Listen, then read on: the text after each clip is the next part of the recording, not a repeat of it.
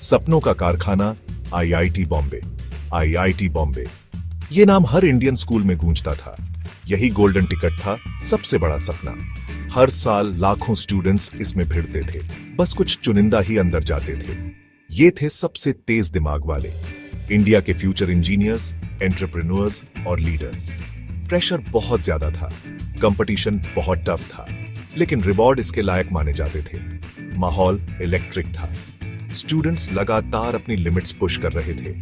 वो हैकाथॉन्स में पार्टिसिपेट करते, क्लब्स ज्वाइन करते और इंडस्ट्री जायंट्स के लेक्चर्स अटेंड करते। एक अलग ही एनर्जी थी, ये एम्बिशन की एनर्जी थी, सपनों के उड़ान भरने की। एक स्टार स्टूडेंट का उदय आरव से मिलिए।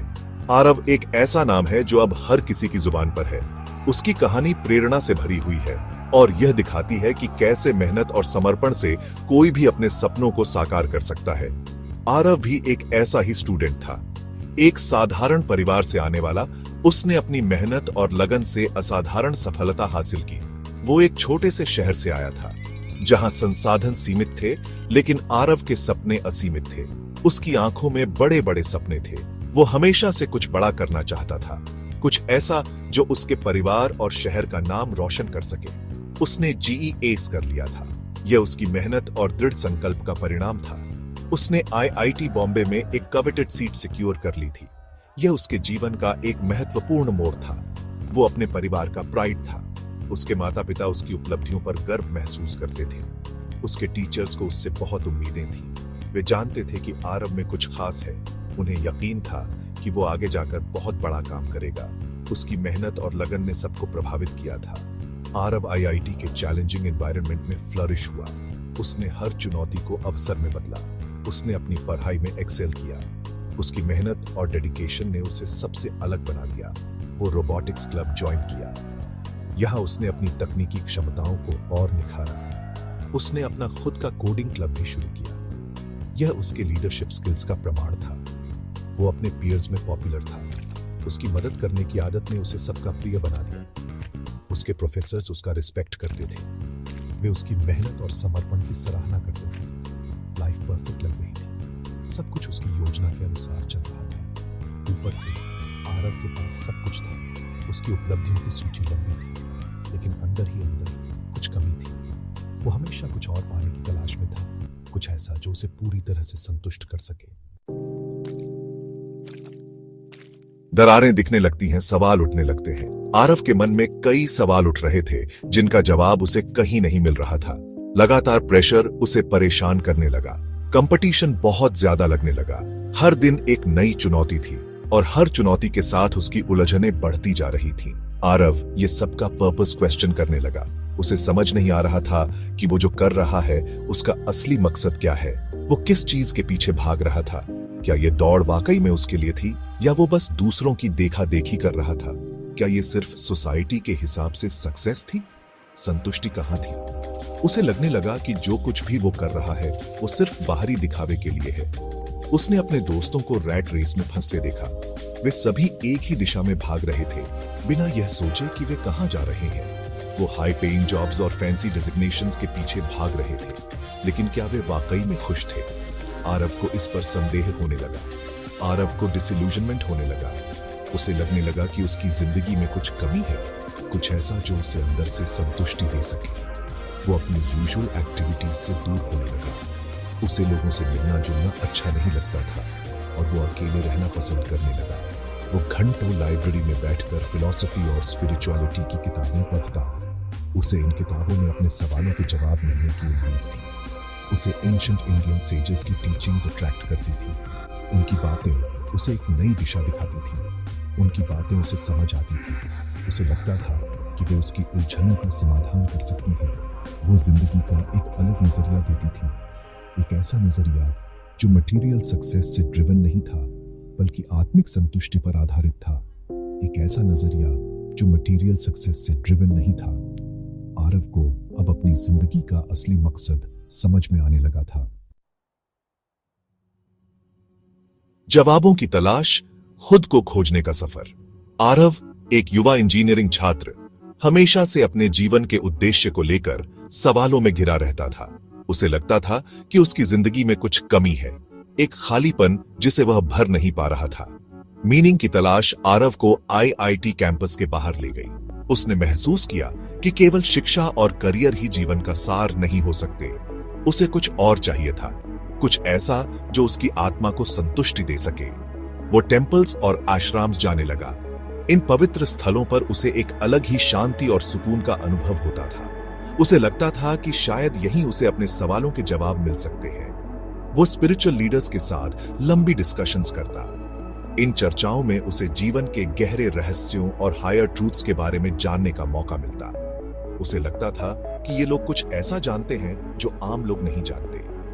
उसे सन्यासिस की सिंप्लिसिटी और डिटैचमेंट बहुत अच्छी लगती थी। उनकी साधारण जीवन शैली और भौतिक वस्तुओं से दूरी उसे बहुत आकर्षित करती थी। उसे लगता था कि शायद यही सच्ची खुशी का रास्ता है। उन्होंने मटेरियल वर्ल्ड को त्याग दिया था। वे लोग अपने जीवन को पूरी तरह से आध्यात्मिकता और हायर पर्पस के लिए समर्पित कर चुके थे। आरव को यह जीवन शैली बहुत प्रेरणादायक लगती थी। उन्होंने अपनी जिंदगी हायर ट्रूथ्स की खोज में लगा दी थी। वे लोग अपने जीवन के हर पल को आत्मज्ञान और सच्चाई की खोज में बिताते थे। आरव को यह बहुत ही अद्भुत और प्रेरणादायक लगता था। उसे उस लाइफ की तरफ एक अजीब सी खिंचाव महसूस हो रही थी। उसे लगता था कि शायद यही उसका सच्चा रास्ता है। लेकिन इस रास्ते पर चलने के लिए उसे बहुत कुछ त्यागना पड़ेगा। सब कुछ त्याग कर खुद को एक हायर पर्पस के लिए डेडिकेट करने का आइडिया उसे डराता भी था और एक्साइट भी करता था। उसे समझ नहीं आ रहा था कि वह क्या करे। यह एक बहुत बड़ा डिसीजन था।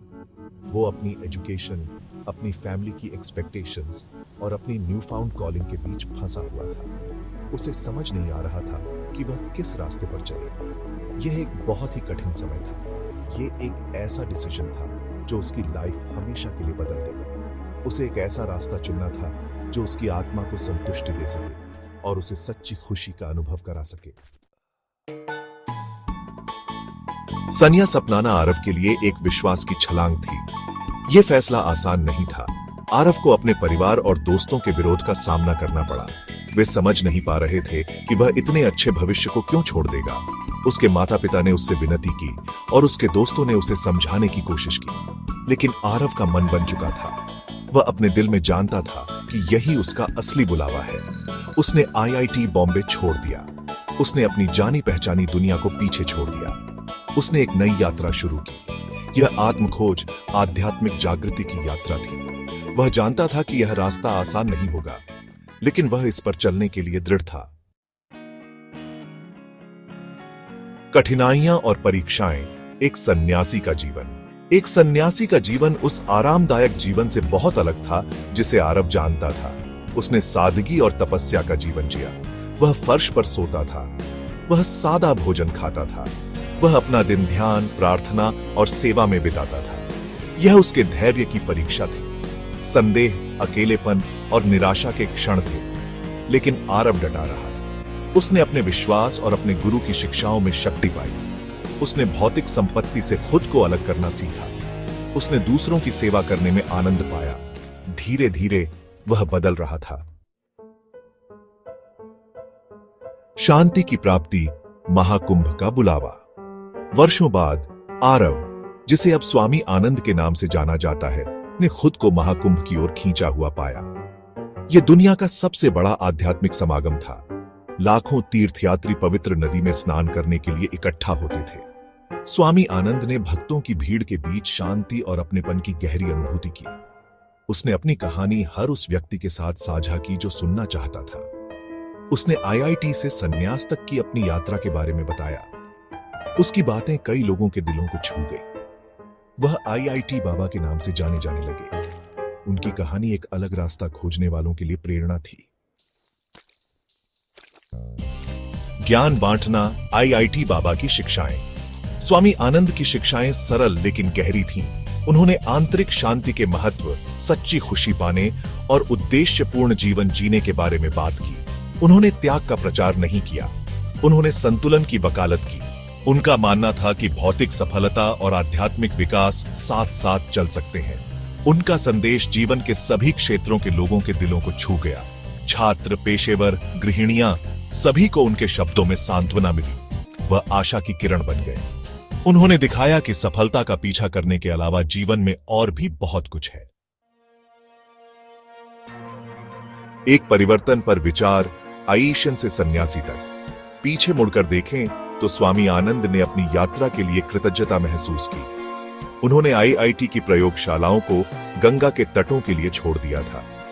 उन्होंने समीकरणों को ज्ञान के लिए छोड़ दिया था। यह एक अपरंपरागत रास्ता था, लेकिन यह उनका रास्ता था। हो सकता है कि वह एक इंजीनियर या उद्यमी न बन पाया हो, लेकिन उसे इससे कहीं बड़ा कुछ मिल गया था। उसने आंतरिक शांति, उद्देश्य की भावना और खुद से बड़ी किसी चीज से जुड़ाव पाया था।